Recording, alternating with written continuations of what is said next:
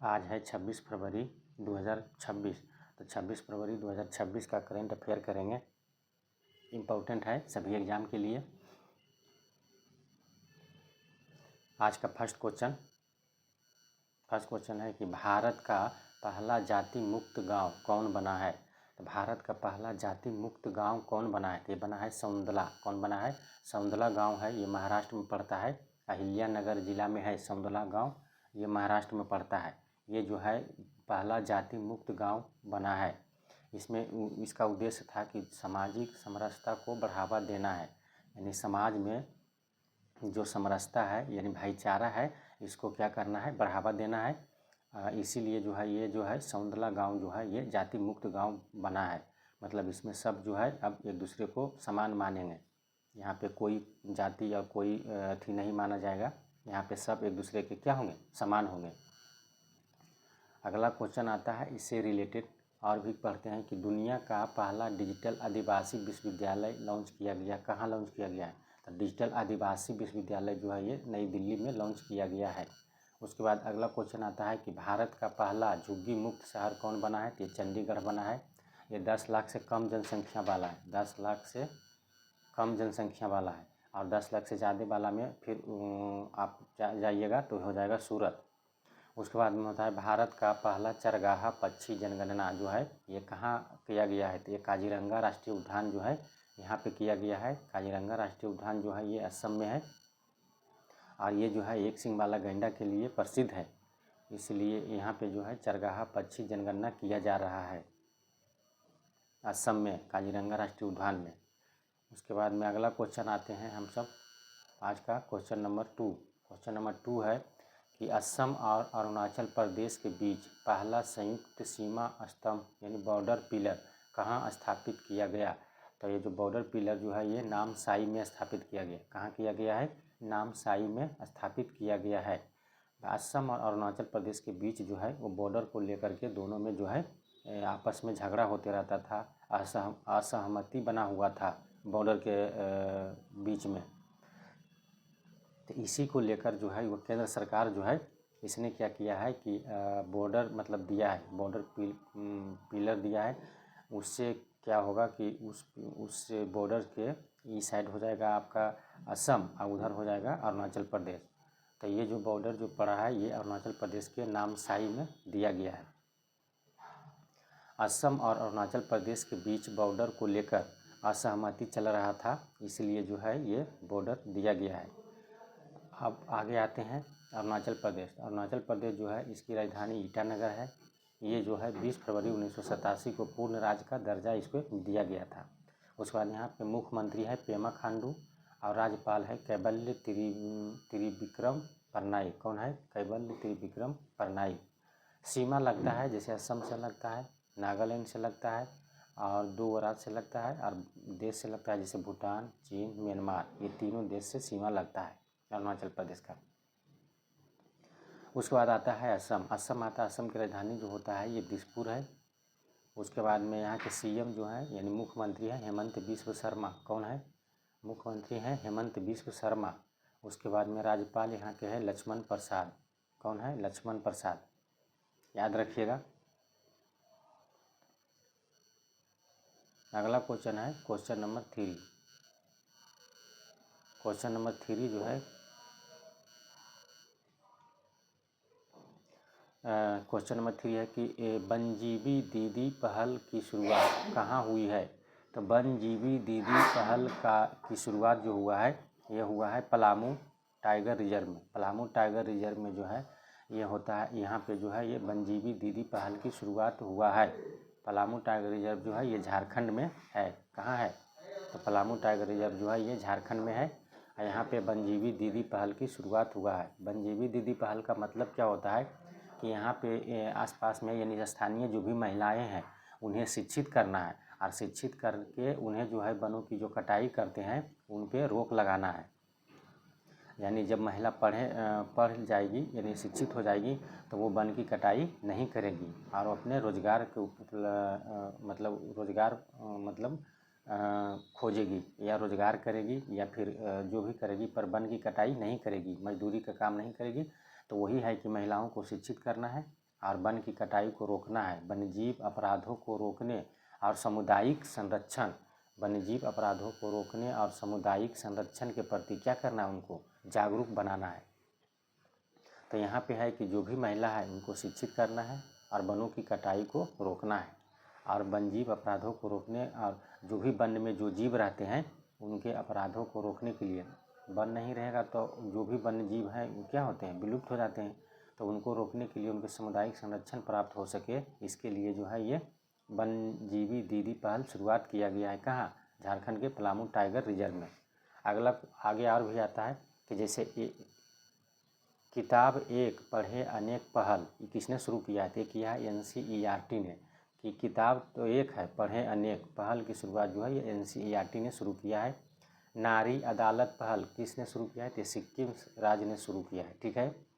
उसके बाद में अगला आता है कि नई दिशा पहल, नई दिशा पहल की शुरुआत किसने किया है? तो ये दिल्ली पुलिस ने किया है। ठीक है। उसके बाद में अगला आता है कि हमारी परंपरा हमारी विरासत पहल किसने शुरू किया है? तो ये किया है झारखंड सरकार ने। उसके बाद में अगला आता है E0 FIR पहल, E0 FIR पहल किसने शुरू किया? तो अमित शाह ने शुरू किया है, गृह मंत्री हैं, इन्होंने शुरू किया था E0 FIR पहल। उसके बाद में अगला क्वेश्चन आता है कि क्वेश्चन नंबर 4 है कि नीति आयोग के नए CEO यानी अतिरिक्त प्रभार के रूप में किसे नियुक्त किया गया है? तो अभी जो है नीति आयोग के CEO जो थे ये BVR सुब्रमण्यम थे। ये इनका कार्यकाल पूरा हो गया है। अभी जो है अतिरिक्त प्रभार दिया गया है, उसके बाद फिर अस्थाई CEO नियुक्त किया जाएगा। अभी जो है अतिरिक्त प्रभार जो दिया गया है ये निधि छिब्बर को दिया गया है। किसको दिया गया है? निधि छिब्बर जो है ये नीति आयोग के CEO बने हैं। अभी अतिरिक्त प्रभार इनको दिया गया है। जब अस्थाई पद में CEO चुन लिया जाएगा तो ये निधि छिब्बर क्या होंगे? हट जाएंगे। तो ये भी फिलहाल में जो है ये निधि छिब्बर बनी है नीति आयोग के CEO। नीति आयोग जो है इसकी स्थापना 1 जनवरी 2015 को हुआ था। कब हुआ था? 1 जनवरी 2015 को हुआ था। ये योजना आयोग के स्थान पर आया था नीति आयोग। योजना आयोग की स्थापना जो हुआ था ये 1950 में हुआ था और 2015 से जो है 1 जनवरी 2015 से नीति आयोग जो है कार्य करने लगा योजना आयोग के स्थान पर। और नीति आयोग जो है इसके पदेन अध्यक्ष जो होते हैं ये प्रधानमंत्री होते हैं। अभी वर्तमान में नरेंद्र मोदी हैं और उपाध्यक्ष जो हुआ है ये सुमन के बेरी है। तो उपाध्यक्ष सुमन के बेरी हैं, जबकि CEO जो है अभी जो बने हैं अतिरिक्त प्रभार जो है निधि छिब्बर को दिया गया है। अगला क्वेश्चन आता है कि शीतकालीन ओलंपिक 2026 की मेडल टैली में पहला स्थान जो है ये कौन हासिल किया है? तो शीतकालीन अभी जो है ओलंपिक 2026 हाल ही में हुआ है। इसमें मेडल टैली में जो है वह पहला स्थान नॉर्वे हासिल किया है। कौन है? तो नॉर्वे जो है प्रथम स्थान पर आया है मेडल टैली में। और ये जो शीतकालीन ओलंपिक 2026 हुआ है इसका शुभंकर था टीना और मिलो। क्या है? टीना और मिलो, ये जो है इसका शुभंकर था। इसका आयोजन जो हुआ था ये इटली में हुआ था। 6 फरवरी से 22 फरवरी 2026 तक इसका जो है ये आयोजन किया गया था। और ये शीतकालीन ओलंपिक है, इसका मोटो था कि इट्स योर वाइब। क्या था? इट्स योर वाइब, इसका मोटो था। इसमें कुल जो है 92 देश शामिल हुए थे। 92 देश ने इसमें भाग लिया था, जिसमें से जो था ये हर वर्ष जो है ये शीतकालीन ओलंपिक जो है ये 4 वर्ष पर आयोजन किया जाता है और 92 देश भाग लिया था। इसमें टोटल जो था 8 खेल हुआ था। कितना हुआ था? 8 खेल इसमें शामिल था। उसके बाद में प्रथम बार जो है ये 1924 में इसका आयोजन किया गया था। कहाँ? सेमोनिक्स, फ्रांस में। फ्रांस के एक सेमोनिक्स शहर है, वहाँ पे जो है 1924 में जो है इसका पहली बार आयोजन किया गया था। शीतकालीन ओलंपिक को जो है आयोजन किया गया था। उसके बाद में अगला आता है, अगला क्वेश्चन है कि भारत की पहली व्यापक आतंकवाद रोधी नीति का नाम क्या है? तो अभी जो है ये केंद्र सरकार जो है ये जो है भारत की पहली व्यापक आतंकवाद रोधी नीति का नाम है जो ये प्रहार है। क्या नाम है? प्रहार नाम इसको रखा है। प्रहार पॉलिसी जो है ये जो होता है आतंकवादी और हिंसक उग्रवाद को रोकने और जवाब देने के लिए रणनीतिक रूपरेखा तैयार करने को काम करेगा। ये जो है कि जो भी आतंकवाद होते हैं, जो भी हिंसक उग्रवाद के जो प्रवर्तक हैं, यानी जो भी हिंसक रूप करते हैं, उनको रोकने के लिए जो है ये प्रहार पॉलिसी शुरू किया गया है और उसको जवाब देने के लिए रणनीतिक रूपरेखा तैयार करेगा कि किस प्रकार से उससे निपटा जाए, आतंकवादी से और हिंसक जो कर रहे हैं उन लोगों से निपटने के लिए। ये बहुत प्रकार के आतंकवाद हो सकते हैं, ये हिंसक कर सकते हैं। एक तो ऐसे सामने सामने नहीं, एक तो नेट पर भी करते हैं, जैसे साइबर हमला करते हैं, उनसे भी निपटा जाएगा। उसके बाद में फेसबुक हो गया, व्हाट्सएप हो गया, इंस्टाग्राम हो गया, जो भी है इस सब से जो भी जो साइबर क्राइम करते हैं उनसे निपटा जाएगा। उसके बाद में और ऐसे भी जो भी करते हैं उनसे भी निपटने के लिए जो है ये प्रहार पॉलिसी शुरू किया गया है और उससे किस प्रकार से निपटा जाए ये रणनीति भी तैयार करेगा। अगला क्वेश्चन आता है आज का क्वेश्चन नंबर 7। क्वेश्चन नंबर 7 है कि 2027 में ग्लोबल एआई इम्पैक्ट समिट की मेज़बानी कौन सा देश करेगा। तो 2027 में ग्लोबल एआई इम्पैक्ट समिट की मेज़बानी जो है ये स्विट्ज़रलैंड करेगा। कौन करेगा? स्विट्ज़रलैंड करेगा। स्विट्ज़रलैंड के जो यहाँ के जो राष्ट्रपति हैं स्विट्ज़रलैंड के, उन्होंने घोषणा किया है गाई पारमेलिन, ये जो है स्विट्ज़रलैंड के राष्ट्रपति है गाई पारमेलिन। तो गाई पारमेलिन ने ये घोषणा किया है कि 2027 में एआई शिखर सम्मेलन की जो मेज़बानी है ये स्विट्ज़रलैंड में होगा। स्विट्ज़रलैंड यानी जिनेवा में होगा और इसका मेज़बानी जो स्विट्ज़रलैंड ही करेगा। जैसे अभी जो है एआई समिट का जो है 2026 में मेज़बानी जो है भारत कर रहा है, तो ये 2027 में जो है ये स्विट्ज़रलैंड करेगा। और यही समिट जो है 2028 में जो है ये समिट जो है ये यूएई इसका मेज़बानी करेगा, यानी संयुक्त अरब अमीरात 2028 में इस समिट का मेज़बानी करेगा। 2027 में के समिट जो है ये स्विट्ज़रलैंड में होगा। तो इसमें मुख्य फोकस क्या होगा कि इसमें जो है एआई यानी आर्टिफिशियल इंटेलिजेंस के अंतर्राष्ट्रीय कानूनी आयामों और वैश्विक नियमों के निर्माण पर ये इसका जो है फोकस होगा और उसी पे आधारित जो है ये स्विट्ज़रलैंड जो है ये 2027 तक अभी काम करेगा, ताकि 2027 में जो है एआई जो है उसमें अध्यक्षता करेगा। तो वहाँ पे जितने भी एआई से जो भी इंटरेस्टेड है वो जाएंगे और उनको जो है वहाँ पे मौका मिलेगा। अगला क्वेश्चन है क्वेश्चन नंबर 8। आज का क्वेश्चन नंबर 8 है कि प्रधानमंत्री नरेंद्र मोदी जो है ये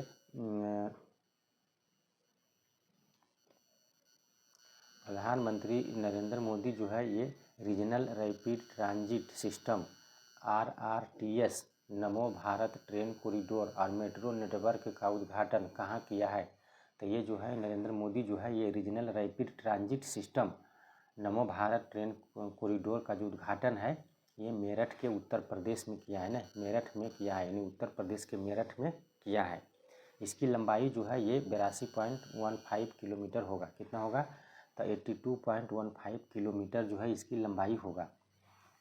ये कॉरिडोर जो है ये जो है जोड़ेगा कहाँ? मेरठ के मोदीपुर से दिल्ली के सराय काले खां को ये जो है ये जोड़ेगा ये कॉरिडोर। और यहाँ से ये जो है ये दोनों के बीच में जो है ये नमो भारत ट्रेन जो है कॉरिडोर जो है इस पर जो है नमो भारत एक्सप्रेस जो है ये चलेगा। उसके बाद में अगला क्वेश्चन आता है आज का क्वेश्चन नंबर 9। क्वेश्चन नंबर 9 है कि वैश्विक एआई ब्रेन रेस रिपोर्ट 2026 में भारत कौन सा स्थान पर है। तब वैश्विक एआई ब्रेन रेस रिपोर्ट 2026 में जो है भारत जो है ये 6 स्थान पर आया है। कितने स्थान पर आया है? 6 स्थान पर आया है। ये जो है फर्स्ट पर अमेरिका है, सेकेंड पर चाइना है और थर्ड पर सिंगापुर आया है। भारत जो है ये 6ठे स्थान पर आया है। भारत जो है यह रिपोर्ट जो है कौन जारी करता है? तो ये जारी करता है humanicier.io, ये जो है ये जारी करता है। और इस रिपोर्ट में जो है ये 8 स्तंभों को मापा गया है, यानी 8 स्तंभों को इस पर आंका गया है और जिसमें जो है भारत को जो है ये 32/100 स्कोर मिला है, यानी 100 में 32 स्कोर मिला है और 32 स्कोर के साथ भारत जो है ये 6ठे स्थान पर है।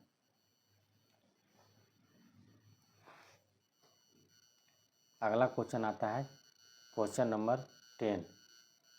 आज का अंतिम क्वेश्चन है, क्वेश्चन नंबर 10 है कि किस चर्च को यूनेस्को एशिया प्रशांत पुरस्कार 2025-26 से सम्मानित किया गया है। तो ये जो है कि किस चर्च को जो है सम्मानित किया गया है, तो ये यूनेस्को एशिया प्रशांत पुरस्कार जो है 2025 वाला 26 में दिया गया है। तो इससे जो है सम्मानित किया गया है, ये है बसई कैथेड्रल। बसई कैथेड्रल जो है ये सेंट जोसेफ कैथेड्रल इसे बोलते हैं, क्या कहते हैं, सेंट जोसेफ कैथेड्रल भी इसे बोलते हैं। ये जो है ये 475 साल पुराना है। कितना है, 475 साल पुराना है, लगभग पौने पाँच साल पुराना है। यह चर्च जो है कहाँ है, तो महाराष्ट्र में स्थित है। कहाँ है, महाराष्ट्र में स्थित है। और ये चर्च जो है ये बालाघाट जिले के बसई किले परिसर में स्थित है। और यह जो है ये पुर्तगाली जो होते थे, पुर्तगाली का वास्तुकला का एक उत्कृष्ट उदाहरण है। और यहाँ पे जो है ये पुर्तगाली इसको बनाया था। और इसको जो है अभी हाल ही में जो है यूनेस्को प्रशांत पुरस्कार 2025-26 जो है यूनेस्को एशिया प्रशांत पुरस्कार 2025 वाला 26 में है, इसको दिया गया है। तो याद रखिएगा ये जो है बसई कैथेड्रल है, क्या है, बसई कैथेड्रल को दिया गया है। ये एक प्रकार का चर्च है, इसी को दिया गया है महाराष्ट्र में। उसके बाद में आगे आते हैं हम लोग, कल का क्वेश्चन जो है इसको रिवीजन करते हैं। क्वेश्चन है, कल का क्वेश्चन है कि बाफ्टा अवार्ड 2026 का जो घोषणा हुआ है, इसमें जो है सर्वश्रेष्ठ फिल्म कौन था, तो वन बैटल आफ्टर अनदर था सर्वश्रेष्ठ फिल्म। जबकि आउटस्टैंडिंग ब्रिटिश फिल्म कौन था, तो हेमनेट था। सर्वश्रेष्ठ अभिनेता कौन था, तो रॉबर्ट अरमायो था। इसको आइस वीर के लिए दिया गया है। और सर्वश्रेष्ठ अभिनेत्री जो है ये जेसी बकली है, ये हेमनेट के लिए इनको जो है सर्वश्रेष्ठ अभिनेत्री चुना गया है। उसके बाद में सर्वश्रेष्ठ निर्देशक कौन है, तो पॉल थॉमसन एंडरसन है। इनको वन बैटल आफ्टर अनदर के लिए जो चुना गया है, ये इसमें जो निर्देशक का काम किए हैं, तो इनको जो चुना गया है सर्वश्रेष्ठ निर्देशक। उस पर सर्वश्रेष्ठ मौलिक पटकथा जो है ये रायन कुगलर को चुना गया है। ये है सीनर्स के लिए चुना गया है। उसके बाद में अगला आता है कि सर्वश्रेष्ठ बाल और पारिवारिक फिल्म कौन है, तो यह है भारत के बूंग है। ये मणिपुर की फिल्म है। इसका निर्देशक है जो लक्ष्मी प्रिया देवी ने किया है। उसके बाद में आगे आता है कि बाफ्टा अवार्ड 2026 में जो ये घोषणा हुआ है, इसकी स्थापना 1947 में किया गया था, ब्रिटिश फिल्म एकेडमी के रूप में किया गया था। और पहली बार 1949 में इसको जो है ये आयोजन किया गया था। उसके बाद में आइए अगला क्वेश्चन हम लोग आते हैं। अगला क्वेश्चन है कि women's Asia cup rising stars 2026 को किसने जीता, तो ये जीता है भारत ए ने जीता है। बांग्लादेश ए को हरा के भारत ए ने जीत लिया है। इसका आयोजन जो हुआ था थाईलैंड के बैंकॉक में हुआ था। यहाँ पे बांग्लादेश ए को हरा दिया भारत ने। ये T20 सीरीज होता है, क्या होता है, T20 सीरीज था। और इसमें जो है भारत ए ने जीत हासिल किया। बिहार कैबिनेट ने किस जिले में अंतर्राष्ट्रीय हवाई अड्डे को निर्माण को मंजूरी दिया है, तो अभी हाल ही में जो है बिहार कैबिनेट जो है एक अंतर्राष्ट्रीय हवाई अड्डा बनाने को मंजूरी दिया है। ये सारण यानी सोनपुर में जो है इसका जो है बनाने का जो है मंजूरी दिया है। ये 4228 एकड़ क्षेत्र में जो है ये फैला हुआ रहेगा। इसको बनाया जाएगा, ये बहुत बड़ा होगा। और इसको जो है हाजीपुर डुमरिया के बीच जो है ये 2030 तक बनाने का इसको लक्ष्य रखा गया है। यानी ये पूरी तरह से बनकर 2030 में तैयार हो जाएगा। बिहार का गठन 22 मार्च 1912 को हुआ था। राजधानी पटना। नीतीश कुमार जो है मुख्यमंत्री हैं। आरिफ मोहम्मद खान यहाँ के गवर्नर है। विधानसभा 243, विधान परिषद 75, राज्यसभा 16 और लोकसभा 40 सीट है। उसके बाद में अगला क्वेश्चन आते हैं कि टिटेनस और डिप्थीरिया रोग के लिए स्वदेशी वैक्सीन को किसने लॉन्च किया है, तब टिटेनस और डिप्थीरिया रोग जो है इसके लिए स्वदेशी वैक्सीन को जो है ये जेपी नड्डा ने लॉन्च किया है। जेपी नड्डा जो है ये स्वास्थ्य मंत्री हैं। इन्होंने जो है टिटेनस और डिप्थीरिया नामक रोग के लिए स्वदेशी वैक्सीन को लॉन्च किया है। ये जो है हिमाचल प्रदेश के कसौली से लॉन्च किया है। टिटनेस जो होता है ये जीवाणु से होने वाला रोग है। ये मांसपेशियों में जकड़न और ऐंठन इसके कारण होता है। टिटनेस जो होता है टिटनेस क्लस्ट्रीडियम कीटाणु जीवाणु के द्वारा जो होता है ये फैलता है। उसके बाद में अगला आता है डिप्थीरिया। डिप्थीरिया जो है ये भी जीवाणुओं से होता है और ये गले और श्वसन तंत्र को क्या करता है, प्रभावित करता है। और ये जो होता है कोराइने बैक्टीरियम डिप्थीरियम जीवाणु से फैलता है। उसके बाद में अगला क्वेश्चन आता है, अगला क्वेश्चन है कि कॉफ़ी टेबल बुक जो है इसका नाम है Atal Bihari Vajpayee the internal statement का विमोचन किसने किया है। तो ये बुक है, इसका विमोचन जो किया है सीपी राधाकृष्णन। सीपी राधाकृष्णन जो है ये भारत के उपराष्ट्रपति हैं। इन्होंने जो है इस बुक का जो है विमोचन किया है। Atal Bihari Vajpayee the internal statesman, ये जो है इसका लेखक है विजय गोयल, लिखे हैं विजय गोयल, पर लॉन्च किया है सीपी राधाकृष्णन के द्वारा इसको लॉन्च किया गया है। उसके बाद में आते हैं अगला क्वेश्चन जो है, अगला क्वेश्चन है क्वेश्चन नंबर 6। यह है कि 23 फरवरी 2026 को मुकुल रॉय का निधन हो गया, इनका संबंध किससे था। तो 23 फरवरी 2026 को मुकुल रॉय का निधन हो गया है। ये तृणमूल कांग्रेस के नेता थे, पश्चिम बंगाल के थे। इनको 71 वर्ष की उम्र में जो है हाल ही में निधन हो गया।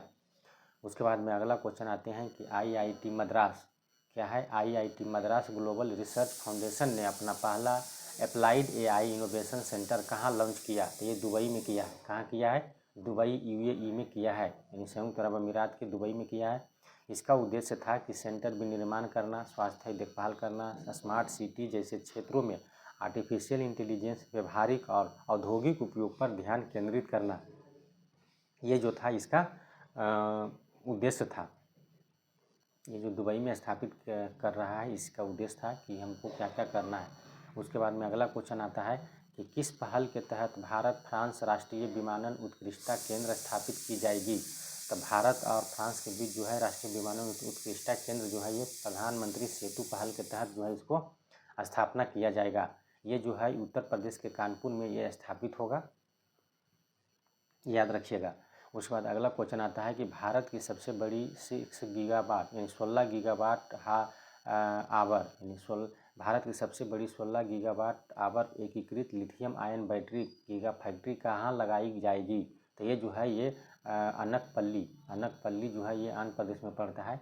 यहाँ पे जो है ये लिथियम आयन बैटरी को बनाया जाएगा। यहाँ पे लिथियम आयन बैटरी फैक्ट्री यहाँ पे लगाया गया है। ये जो है 16 गीगावाट पर आवर जो है ये एकीकृत होगा। यहाँ पे जो है इस परियोजना को जो है बारी एनर्जी स्टोरेज सॉल्यूशंस द्वारा क्रियान्वित की जाएगी और इसमें कुल जो है ये 8,175 करोड़ का निवेश किया जाएगा इसमें, और इसको स्थापित किया जाएगा। आंध्र प्रदेश के अनकापल्ली में इसको स्थापित किया जाएगा, lithium ion battery giga factory, ठीक है। उसके बाद में अगला क्वेश्चन आता है कि विश्व चिंतन दिवस कब मनाया गया। तो विश्व चिंतन दिवस जो है ये 22 फरवरी को मनाया गया। इसका थीम था 2026 में हमारी मित्रता, क्या था, हमारी मित्रता यानी आवर फ्रेंडशिप, इसका जो था थीम था। आज का करेंट अफेयर समाप्त हुआ। जय हिंद, जय भारत।